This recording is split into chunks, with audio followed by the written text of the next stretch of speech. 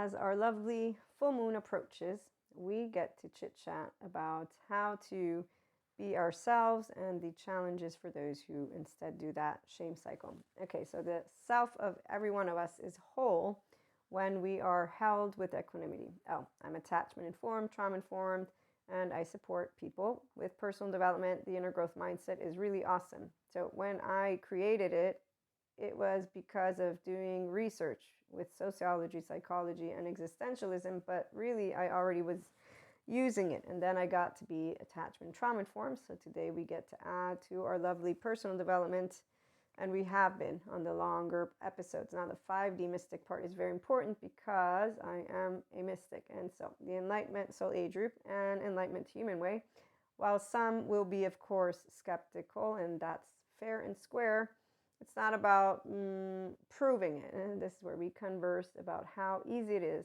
for those who have the functional adult capacity. So to be a pacha, I luckily was not frightened and or frightening environment, meaning my mother, my primary caregiver, allowed me to, thank you, Gabor Mate, as he shares, to be accepted. So I was lovingly accepted just the way I was.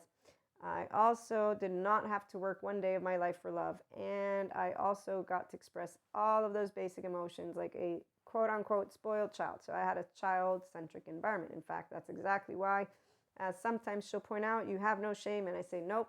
And then she says, I didn't spank you enough. And I said, yep, you did not. So the differentiated self of a 3-year-old, raise your hand. Okay, so I want to make it clear, a lot of people don't know this self. Apparently, that's why they think that we shouldn't be ourselves. And what I've noticed, the good therapists talk about this. So let's start. Terry Real is one of them. And then also Patrick Tiahan, childhood trauma survivor, healed. I always say healing. And he's a therapist. They're both online. You can find them. That's where I saw their videos, as they both spoke in different ways of how when people tell somebody to love themselves first, they say, love yourself first. Both of them said it was confusing. And I'm like, no. I'm not confused. Thank you, Mother.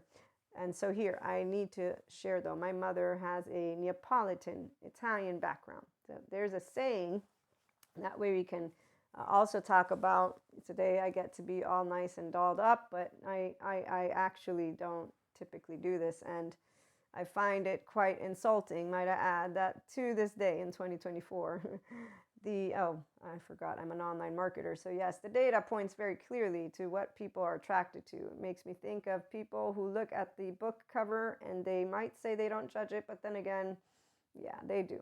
So it's okay. I have a book, I think it's Neuroscience, where it talks about how beautiful people are successful. Let me go back to the lovely saying. So there's a Neapolitan saying, every cockroach is beautiful to their mother. And so as I was growing up with my grandparents and my mother, I got to hear this. So I knew that even if I were a cockroach, that I'd be completely loved.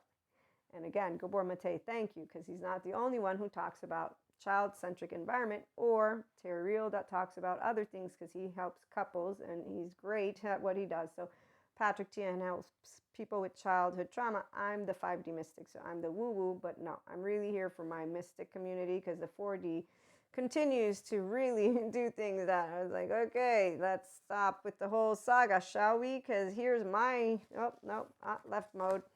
Here's my divine masculine, even though it's the mind. So that's how I'm going to break it up to you. And the divine feminine is my body. So when you learn about somatics, the body and the mind, and you learn about how some of us have secure attachment, and that's why we don't have, when stuff comes up, let me throw it at you, like a Cusco or a squirrel from the Emperor's New Groove. We do pacha handshakes. So I say, I love you, and I mean it. And like the Maya Angelou quote, as she shares with us, something very beautiful, might I add. And actually, before we continue, let's, Sadhguru, the greatest gift you can give to another human being is to accept, respect, and love them. But in order to hold another human being that way, thank you again, Terrell, you have to be held a certain way. So thank you again, Mother, and my twin, because see, that's my primary attachment surrounding. So in my environment, I got to be gooey, ooey, ooey, and my 3-year-old never left me. In fact, to this day, again, no shame whatsoever. So a whole self that can have fun like this, which is why we actually don't need to create a 10 of pentacles in our brain. Our mind doesn't have the saga that the human suffering, rumination, by the way. So there's a lot of people that they ruminate instead of actually doing a meta-awareness as teenagers and beginning inner growth. And I met them. So some people, they definitely have abuse and neglect. We all know this. And they're at the good therapist seats right now in 2024. The ones that are, sometimes I'm an in-between, but in this case, the in-betweens that do the shame cycle. So in the short I shared, I learned about this shame cycle. And I don't prefer the word, but I understand why the entire therapeutic community uses it. Because see, if your first year of life, you don't get secure attachment, you will have an attachment rupture and or wound, which will lead you to figure out unconsciously, meaning with just as you're growing up, how to self-soothe. And there's another number of aspects. So that's a long story. I have only 4 minutes left. So let me get back to Maya Angelou instead, because her quote was really awesome. And I have read it. So the one about, I have learned, she says, that people will forget what you said, people will forget what you did, but people will never forget how you made them feel. And you know what I learned about trauma in my trauma basic course and my other courses, educational certificates of participation. This one comes from my lovely Somatopia one, which is awesome. Thank you, Dr. Albert Wong and the entire Keep, and Sue Martin, who's one of my favorites, as I got to learn about how we all have charged parts. Some people call it child parts. So I have charged parts, so you have charged parts. The last one to lead the room is the teenager, the fight. It's unfair, so all of the Cuscos. And if the Cusco is nice to the inner child parts, so your 11, 12-year-old, and you're 7 to 8 or 2 to 8 or however it was, 3 to 8, and that's the shame submissive and the freeze of all ages. And then we have the 0-1, and I was loving to myself because my mother, again, helped me with equanimity. So even a cockroach, I can be that. So I knew how not to do the inner critic as a teenager. It's like, yeah, I don't feel pretty, but I'm not ugly, but I'm not pretty, but who cares, right?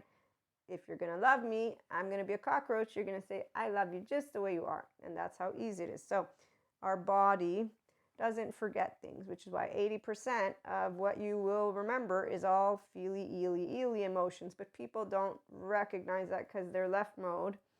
At 2 years of age, you actually begin, I believe this is where, thank you, Daniel Siegel, as he shares, to ask why, or at the certain point in which you ask why. So words, left mode is our verbal. Oh, right mode is all of the nonverbal signals. So when people are cut out of their divine feminine and divine masculine, they're not working with their whole self. In fact, it's called for the avoidant, there's a self that they've been cut off. The head and the body have no relationship until they begin working on it. The ambivalent, it's more of too much, hypersensitive, and the next shoe is always going to drop. And the disorganized attachment, that's a fragmented self because they want to attach, but they're in danger. So they're like, I don't know. And their nervous system is online all the time.